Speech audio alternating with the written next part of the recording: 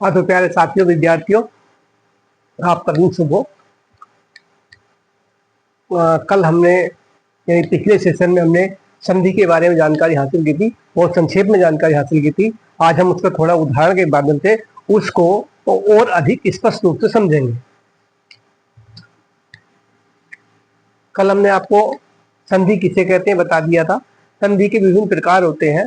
मुख्य रूप से 3 प्रकार की संधि होती है।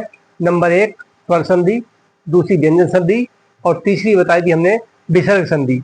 तो विसर्ग, अब इन तीनों में से हम सबसे पहले स्वर संधि के बारे में एक एक करके उसके बारे में अध्ययन करेंगे। चलिए शुरू करते हैं।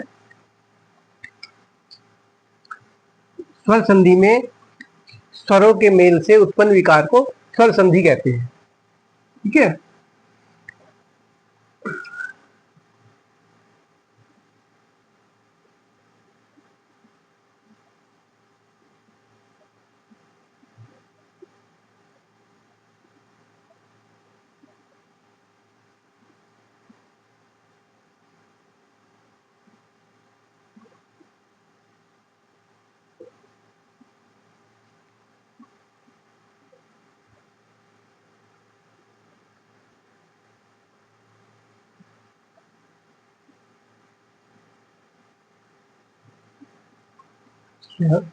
स्वरों के मेल से उत्पन्न विकार को स्वर संधि कहते हैं।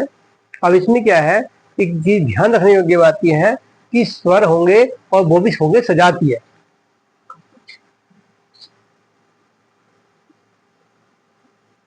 नोट करने लायक बात है, इसमें जो है सजातीय स्वरों का ही मेल होगा। सजातीय स्वरों का मेल होता है। ठीक है, ध्यान रखने योग्य बातें हैं। स्वर संधि में केवल और केवल स्वरों का मेल होगा, और वो भी कैसे होंगे, सजातीय स्वरों का मेल होगा। उदाहरण देख लेते हैं। पहला,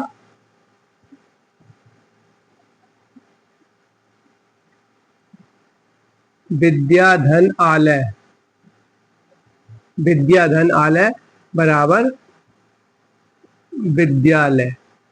अब विद्यालय कैसे हो गया, यहां पर हमारा क्या है, पहले शब्द के अंत में, पहले शब्द के अंत में, पहला शब्द हमारा विद्या है, विद्या के पहले शब्द के अंत में क्या है, आ, प्लस दूसरे शब्द का पहला, यहां भी आ, बराबर क्या हो जाएगा, आ। ठीक हो गया। इसी तरह से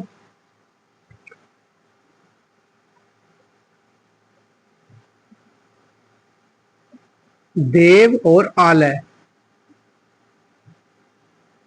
क्या हो जाएगा, देव आलय।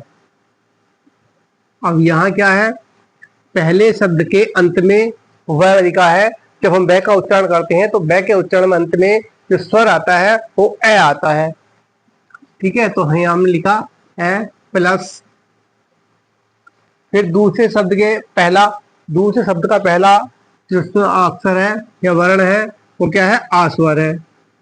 तो इन दोनों को जब मिलाएंगे तो आ हो जाएगा। ये यदि सजातीय स्वरों के मिलने से दीर्घ स्वर बन जाता है।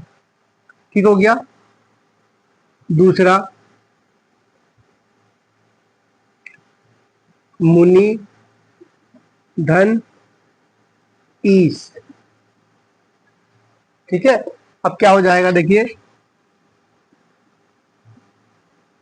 मुनीस। कैसे, यहां पर क्या है, नी में कौन सी नी, जब हम पढ़े नी बोल रहे हैं तो नी के अंत में किसकी आवाज आ रही, ई की आवाज आ रही है। किसकी आ रही, ई, ये। फिर उसके बाद फिर ई की आवाज आ रही।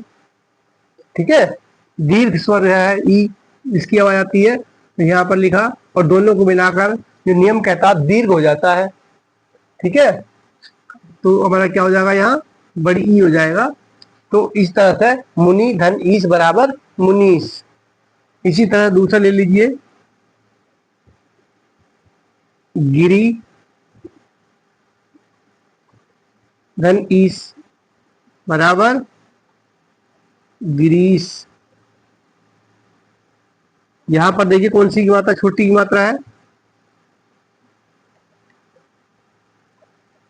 फिर बड़ी की है, बराबर दोनों को मिला के क्या हो जाएगा, बड़ी बन जाए। ठीक हो गया। एक और ले लीजिए, कवि धन इंद्र।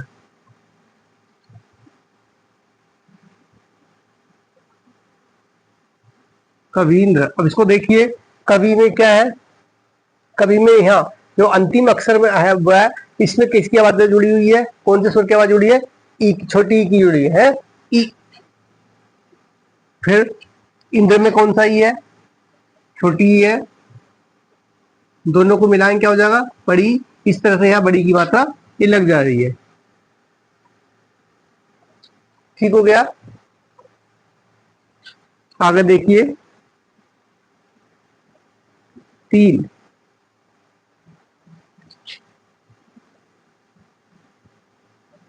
भानु धन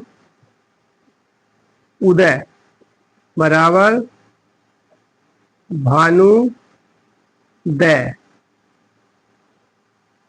अब इसमें क्या है, भानु में ना अंतिम अक्षर है, इसमें कौन से ऊ की मात्रा है, बड़े ऊ की।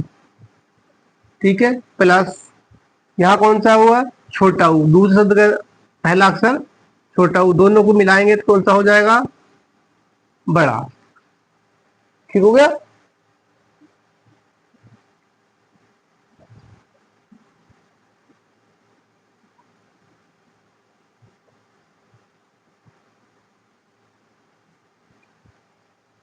इस तरह छोटे नहीं, सजाती है, समान जाति के जिस पर होते हैं, जैसे ए आ एक जाति के हो गए, ई दूसरी ये ई जाति हो गई।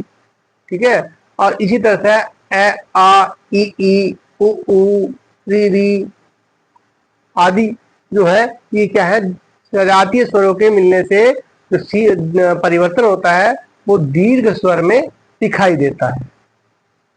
ठीक है,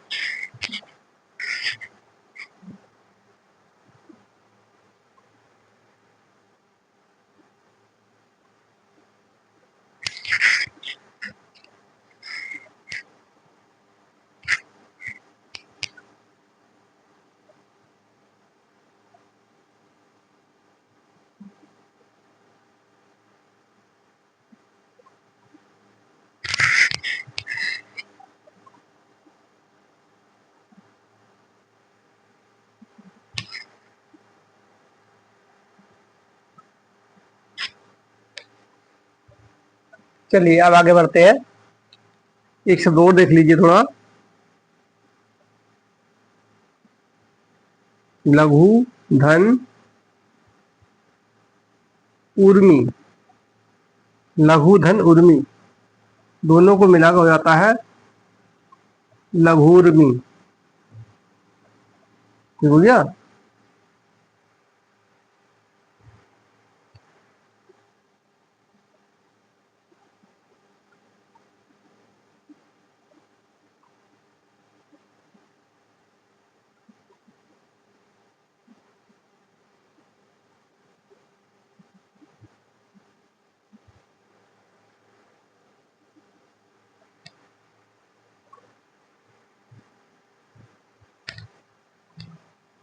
छोटे ऊंची लगाते हैं।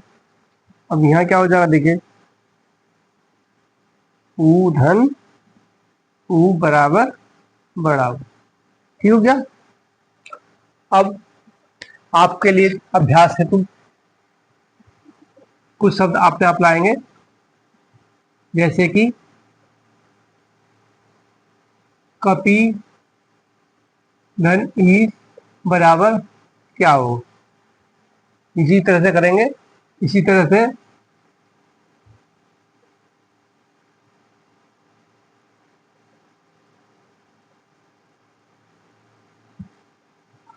ऋण धन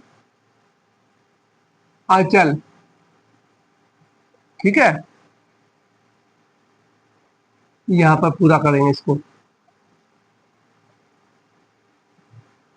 दूसरा शब्द ले लेंगे,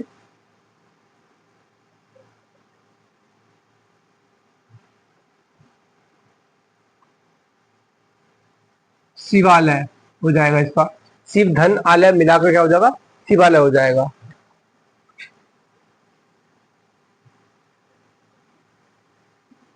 देखिए भू और ऊर्जा, इसको मिलाकर क्या होगा, इनको, इन सवालों को आप अपने आप करेंगे, ठीक है। और इसके बाद फिर दूसरे जो आगे आएगा इसका अभ्यास हो जाएगा। फिर अगले सेशन में हम इसके बारे में आगे के चर्चा करेंगे, ठीक है। चलिए स्वस्थ रहिए, मस्त रहिए।